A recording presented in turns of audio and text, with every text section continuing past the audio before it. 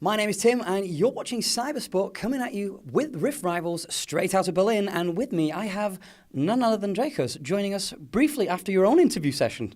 Welcome. Thank you. Thank you very much. Very interesting to be on the opposite side of the mic. Now, I mean, not much more than that, just that it's very different, not used to it. Haven't done an interview in a while, so now I'm wondering if the same random stuff is going through your head that's going through my head. Like, is my question too long? Am I talking too much?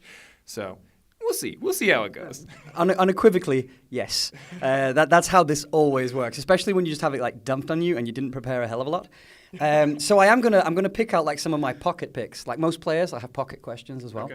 Okay. This one essentially, because caveat, we haven't actually seen a lot of matches yet. This is still early in the tournament. Mm-hmm. So if some insane upset happens, we don't know about it. I appreciate that. Thank you for setting the standard there. Yeah. I could be completely wrong here, but I have a number of excuses to get out of it, so please give me the benefit of the doubt. But you also get to call prediction later. Oh, that's cool. If this happens. I'm just saying. Speaking of, though, like you said yourself in a series of like quickfire questions that you can check in the link below, that going into this, we're on a new patch. And nobody knows this patch. You know, it's going to have a lot of surprises for us. It's going to have a lot of things. Have you had a chance to like read the patch notes proper? Yeah. Definitely have read it and played on a decent amount, but I would not say at all that I know it, that I like could tell you what is going to be good and what is going to be bad, but I'm definitely familiar with the changes. Do you suspect that, say, some of the like tank changes, for instance, or the Bormies Cinder change or anything like that, do you expect that we're going to see the impact of that on these games, like the sudden mana on Mask? I think the Abyssal Mask change I think is really big. Building out a Catalyst makes it a much better item for a lot of the champions that would want to use it, mostly AP-based damaging tanks. I think that the Bomby Cinder cost reduction is huge in addition to the damage buff to neutral minions and monsters. I think it's going to make a lot of tank junglers much better, and normally one of the big issues is before you get Bomby Cinder, your clear sucks on the vast majority of tanks. But I think with that change, a lot of tanks will be much better, and I think if you are an AP tank, something like a Gragas, it's really nice to also have the option for Abyssal Mask. I don't know if it's going to be the premium build path, but I think anytime you have Catalyst and an efficient build path, tanks are just going to love to have that. Okay. But I mean, you said like for some of the tankier champions, this will be a faster clear path. But what about things that can already clear like nobody's business? Isn't this pretty much just going to speed up that level 2 or 3 gank? I mean, the thing is that like the purchase threshold on Bomby Cinder is high enough that I don't think it's going to affect a lot. I think the biggest offender is probably Rek'Sai. Still, you see Rek'Sai's build Tiamat early to improve their clear speed. You combine that with the Bomby Cinder, you get really fast. The common build path for Warwick, not a very common pick internationally, but for Xerxes is you get an early Tiamat to help with your clear, and then on top of that, you build the Cinder Hulk both for the health scaling and that. So those champions are going to clear a lot faster, but it doesn't really make their initial clears faster, and so as a result, I don't think it's going to affect the early game a ton. It's more mid-game and snowballing, especially. Like if you get off of First Blood and you can go back and you can first purchase Bomby Cinder as a tank, really good, especially for something like Rek'Sai, and you're no longer just pigeonholed, in the example of those 2 picks, into buying Tiamat as an option to clear the jungle faster. Okay. You mentioned Kobe a second ago, and on the latest episode of The Dive, that you should all watch. Well, I mean, plug it. He was ecstatic. He was almost giddy over the changes to Shaco. Going into like with the changes to make him more like AD, less AP, and generally just make him just that bit scarier.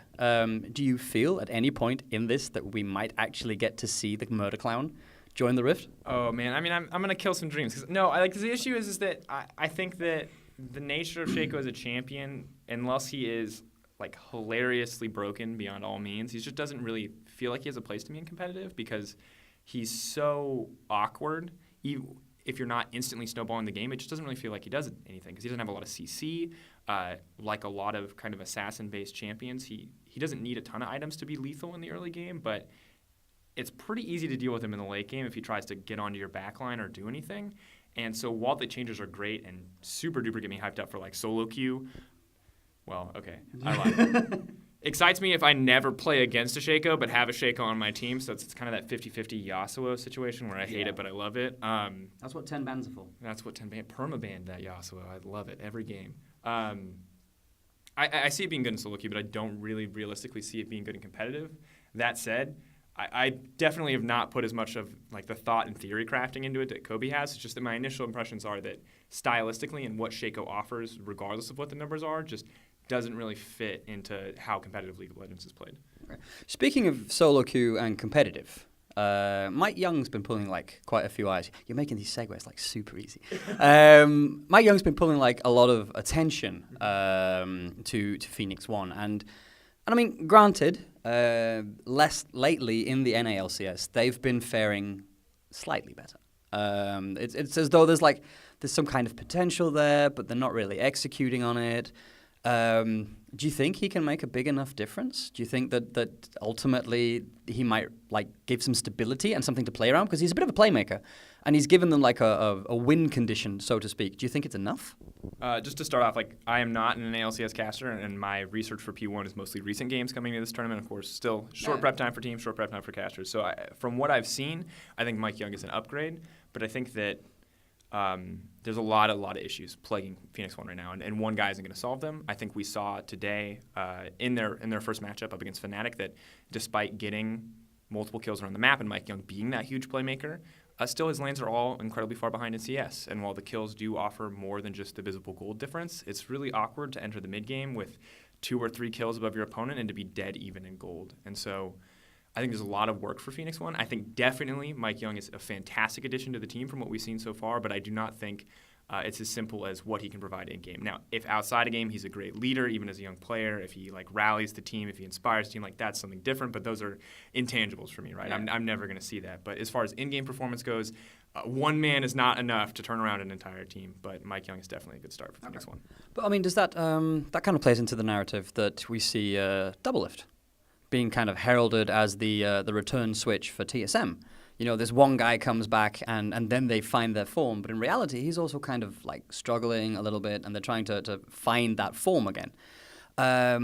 Whereas if we look to like Korea, and obviously you should never compare regions, but a lot of it, like the Telecom War match between KT Wolstra and SKT, a lot of that was really down to not playing the champions, not playing anything, just playing the map. It didn't matter what was going on; they all just played the map. Like full on. Whereas we still see a lot of like playing the champion, playing the kill, playing the, like you said as well. He comes in, he makes all these plays, and it didn't matter. Do you think we're too far behind in that? I think just kind of there's a lot there for sure. Yeah, I think looking at it as like a macro versus micro, right? Like how good are you at executing an individual play versus how good are you at putting a single play in like a grand scheme of plays to make a bigger advantage? I'd say that we, as in the West, I would say both EU and NA, although I can't entirely speak for NA, I feel like we're always a little bit behind in terms of macro development because I feel like while baseline knowledge is definitely going up in solo queue, I feel like still like the transition into pro play and like a higher, more complex macro game or more complex map strategy is still difficult for a lot of players. And it's also just something that's very difficult to teach. I think our coaching staffs are getting better just across the board as more experienced people get into the role and as the role is more refined. And I think that makes it better, makes it easier to teach a lot of players how to play the macro game, how to turn that one sick mechanical play on a champion into a greater advantage. But it's definitely something that we've always been a little bit behind in, and I think it's something that we're going to continue to struggle with. And I can't say all the reasons for sure because I haven't worked with these teams. I don't know if it's discipline, if it's lack of knowledge, if it's nerves on stage. I can't say what's causing it, but I can definitely say that you're not going to see the same consistency and execution in EU and NA that you would see in Korea. And that's just the difference in the regions. Okay. One last question to kind of wrap you up. Speaking of coaching staff, speaking of like how we address these things, do you feel that we should move towards or away from a situation in which coaches are like the ultimate, like penultimate authority on a team? Do you think that they should be capable of like saying, this is what we're doing, you will train like this? Do they need more authority? Or should we leave it to the players who, I mean, at the end of the day, still so far, know the game very well, they know what they're doing, they know what works for them? Where should the power balance go? Oh, that's really hard. I think for now it's going to depend team to team, and it depends a lot on how your team structure works out. But I think that until we reach a point where coaches can have a larger knowledge base about the game than players, just across the board, I don't think it's realistic. And I once again cannot speak for Korea because it seems like they have very effective coaching staffs, and from what I've heard, very like strong like leadership and hierarchy.